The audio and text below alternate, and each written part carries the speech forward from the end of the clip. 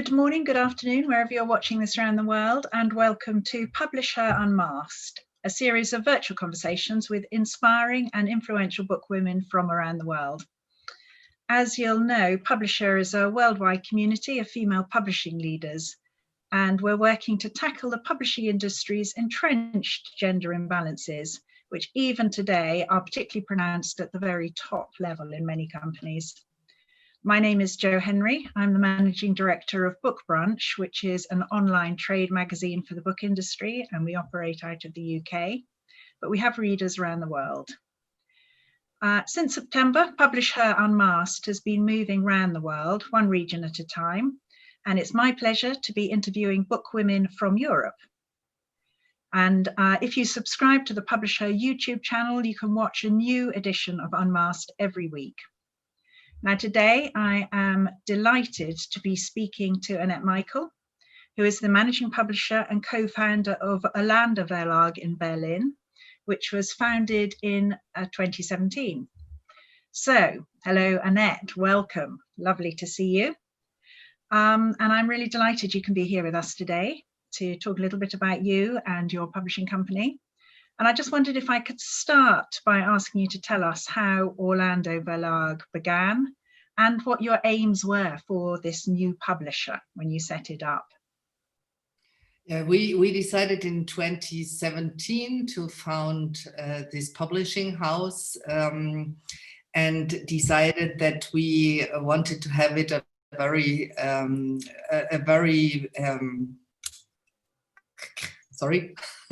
a very strong focus on women, world culture, and all the things around migration. Because at that time, my colleague and me, we were working with refugees here in Berlin, and we thought that we would like to tell the stories behind the news you get every day and to show the people, the destinies, the identities, the problems, and all the topics that come with migration and refugees. So what is your background? How did you come to found Orlanda? Were you in publishing before that? Yes, I started my career in publishing like over 30 years ago in a quite big publishing house in the south of Germany. And it was the time when you as a woman in Germany, at least, I don't know how it is in the UK or elsewhere, you couldn't succeed in publishing without having a college degree. And so after several years working for this publishing house, I decided that I needed to improve my education. And I went to Berlin and studied literature, Italian, and communications in order to get back to publishing, which I never succeeded until 2017. I should think by then you were rather overqualified for publishing with all those wonderful skills. But you got back into publishing at last. Yes. And what had you been doing just before that? You say you were working with refugees. Were you? Yeah, this was volunteer work. Okay, because, so that wasn't your profession. In 2015 we had these many refugees in Germany, and my son was still in school, and so the school needed help with the German lessons. And so my colleague, that's how we met, my colleague and me, we decided to go to school and to help them with the German lessons. And because those were the most of them were accompanied minors, so and they needed legal guardians, and so I was a legal guardian for two of the boys, and yeah, that brought us together, and we decided then that we would like to found this publishing house. And my colleague, she worked for over 20 years in publishing.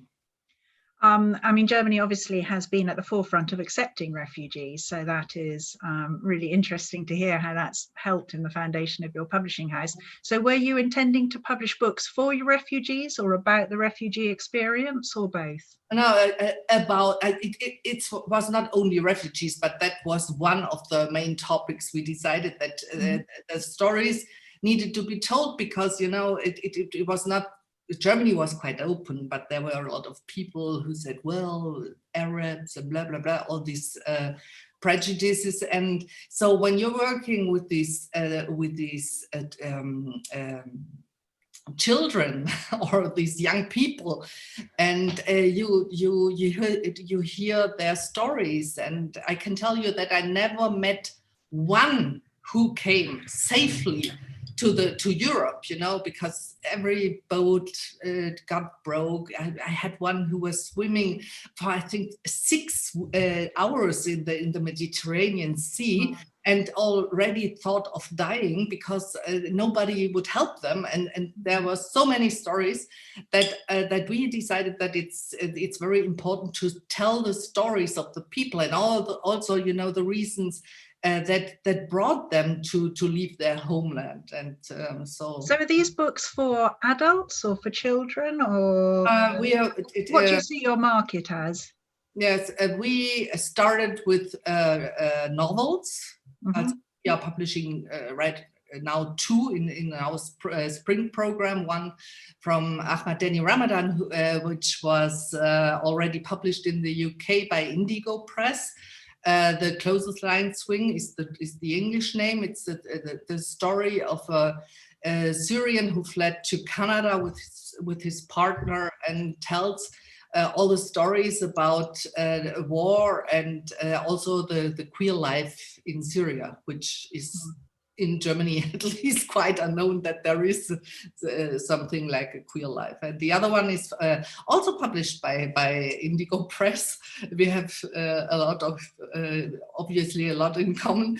It's from Suleiman Adonia, Silence is My Mother Tongue.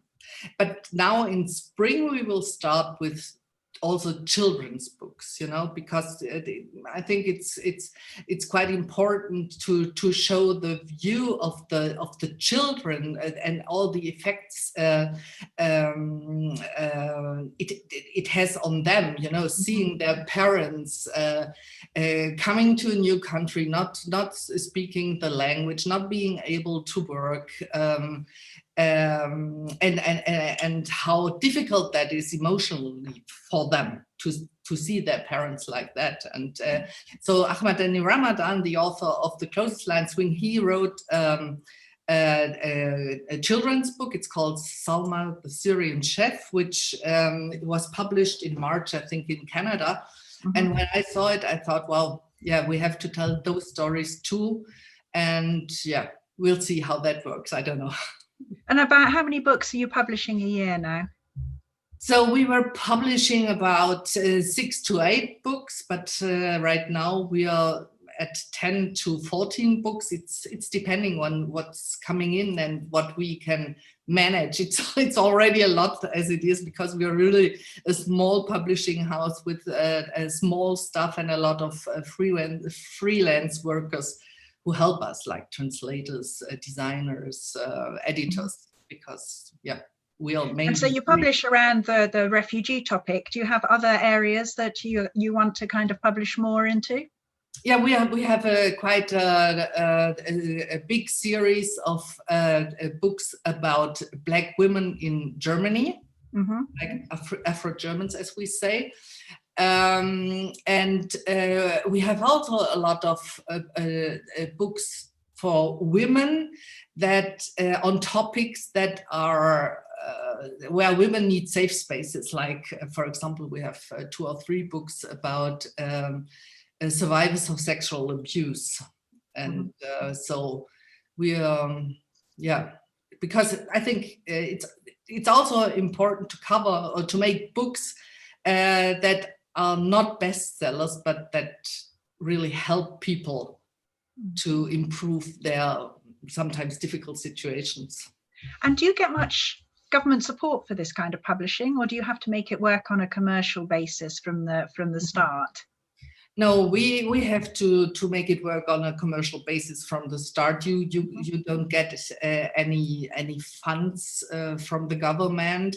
They opened now a fund during the pandemic, but that's like production costs for one book, mainly 7,500 euros. So small as we are, and we are completely independent and made that all with our own money, we are quite looking for funds or help that is around. For example, there is funding from the government through an agency which is called Litprom, that helps you with translations, that give you a little bit of money for translations. Or sometimes also, for example, we made just now a book from Najat El Hatmi, who is a Moroccan grown up in Catalonia. And so, for example, it's a very, very interesting novel about the difficulties of being a woman grown up in a European country with this Arabic cultural background. And so, for example, for this one, we got funding from the Catalonian Culture Institute. So you have to look a little bit where you can get and find a little bit. Little bits and pieces of money all around the place. Otherwise, it would be difficult. Do you sell rights in your own books? Do you have foreign publishers working with you on any of these? We would, but we didn't start. We have to improve that, so we're not good at that. We're buying a lot of rights, but right now we have to improve the selling of rights. And do you go to book fairs, for instance? Yeah, we go to book fairs, and not with a stand in the last 2 years. We wanted this year, starting in Leipzig and in Frankfurt. And we know how that ended, but we are definitely planning to go to Leipzig and probably also to Frankfurt next year. And we are trying to also to visit other book fairs. For example, I was in Jerusalem last year, which was very interesting, and we also wanted to go to Africa, to Nigeria, for the book fair this year. Okay, that was not possible because we also started a series of African literature last year, because we think it's quite important. To bring a little bit more of African literature to Germany. It sounds like you really have your work cut out. You said you're a very small staff. How many of you are there? We are 3 as staff, and like I told you, we are working a lot with freelance people, and we see how it improves, and then maybe we will get a little bit bigger. But up to now, it's a lot of work. So what other areas do you divide it up among you, or do you all do a little bit of everything? How does that work?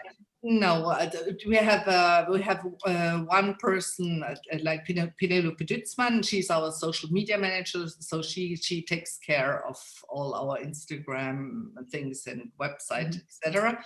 And then my colleague Anna Mandalka, which is co-founder, she's doing sales and nonfiction, and me, I'm doing PR and fiction and children's books. And what would you think would be, if you could take one extra person on, which kind of person would you want to do what? To do what function? Okay, I was going to ask I think, the best would be a secretary, like getting rid of a lot of the organization work, because, we have to do that too. Yeah. Someone just to do all the background stuff, just to keep it kind of like taking care of the books. That would be wonderful. Yeah, the PR agent, for example. Yeah, no, fantastic. So can you say a little bit about how the German book trade has responded to what you're publishing? Has there been an enthusiastic take up and good support? We have support and we are doing better every year, so that's a good thing. And we also improved our sales. I think that's very important. For when we started, we didn't have sales representatives in the whole country, and you need that for the whole German-speaking market, like Austria and Switzerland too. And we have that now, and that's helping a lot, you know, like people going into bookstores, presenting the books, and so we are doing better every year. It could be much better, no bestseller up to now, but who knows? So 1 year out of the 3 years you've been going has obviously been an incredibly difficult year, a pandemic year. Yes. Did you all work from home anyway? Did that kind of, work from home initiative, did that interrupt what you were doing, or were you used to it anyway? I have to say that we have a small office, and so we were like dividing, working in the office at the time. So we didn't meet a lot personally. And I have to say that I really thought, okay, now with the lockdown, you can get depressed or you take the chance. And I decided I'll take the chance, and I worked like crazy for 3 months, and that helped a lot, because to see the positive side of it, and I always tried to do that, you had a lot more time than before, because you couldn't go out, you couldn't go to theater, you couldn't go to cinema, you couldn't meet anyone. So I worked like crazy, and that was really helping, because I got a lot of things done and organized. Yeah, and you probably got through your to-do list, you know, all those things you'd kind of been putting off because you didn't have time. Finally, one day I had the feeling, okay, I have done everything on my list, but it lasted only 1 day. My goodness, when I worked in publishing, I remember life always felt like you were reacting to things. You weren't actually initiating things. All you were doing were kind of, covering up all the stuff you had to do, not new stuff. So is there anything, do you think you've learned in the last year about how you'd like to reconfigure the business or do things in a different way that you've learned in lockdown? I have the impression that having such a clear focus on topics is good. Yeah, I think it's good for us. It's not that I doubt that there will be a big bestseller in our program, but people are starting to look for books in these areas, and also with the for example with the Afro-German community,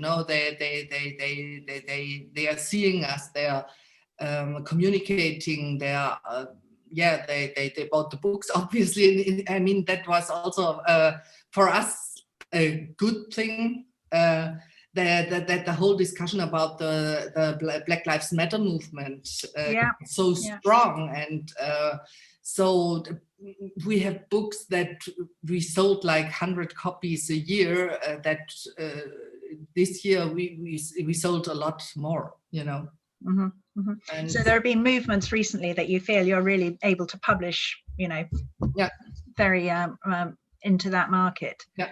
I was just wondering about, keeping in touch with people over the last year. Has that been much more difficult? I mean, it must be incredibly difficult to get into refugee groups and, women's groups and things like that. Has that all been done online now? Oh, there was a lot of things done online, but I think we managed to keep in touch somehow. I mean, on the level of society in Berlin, it was incredibly difficult here. For example, if you just think about all the people, the homeless people, before the pandemic, I didn't realize that. Yeah, the shelters are open only during the night, and the pandemic, the lockdown started in March, April, May, so it was still quite cold. and all of a sudden nobody had a place to go during the day, because normally they go to libraries, to stations, Cafes, I don't know, or whatever. and like day centers, and that was all closed. So that was for them, I think it was really difficult. Has anything come out of that makes you think, oh yes, there's a new area we should be publishing into? You mean out of the pandemic? Yeah. Have you been kind of exposed to new groups who you think, gosh, someone ought to be publishing something about that?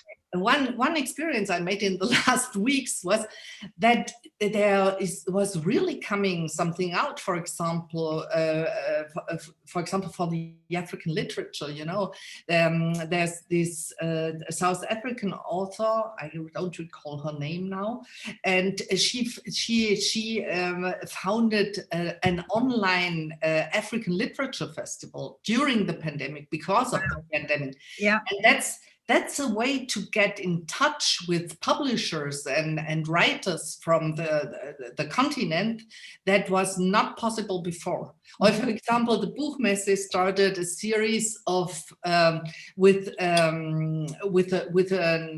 blogger from Kenya. Mm-hmm. And so, for example, last week I was in a podcast with a very young feminist publisher from Cameroon. I mean, before the pandemic, who would have thought that didn't happen? Yeah, possible. Yeah. So no. I think certainly there. For example, also I think that we realizing that you don't have to always to travel, that you can communicate online or on the phone. So that's a good thing. It's not that you don't need personal meetings and talking face to face to someone, but I think on a lot of levels you can do it otherwise, and that I think might be a good thing to realize, because it's very good for the environment. For example, it's good for your time, because you don't have to take an airplane to go somewhere. And so I think the way of communication, it will change also after the pandemic, because we realized a few things being forced to do it in another way than we used to. Yeah, no, I think that's all really interesting. So there are going to be some positives that come out of this bizarre time. This strange time. I hope it ends soon, because it will end soon. Yeah, we're thinking next spring, definitely. Well, I think that's kind of been really fantastically interesting and lovely to talk to you. And I'm so pleased that you are, doing well and publishing in the areas you're publishing in, because it all sounds fantastic what you're doing. Thank you so much. Let's hope we can come back and talk to you again in 3 years' time, and you're going to be 5 times as big, and getting books in everywhere. That would be lovely. Thanks so much, Annette. Lovely to talk to you. It was very nice to talk to you, and sorry for my language difficulties. No, your English is brilliant. So thank you very much.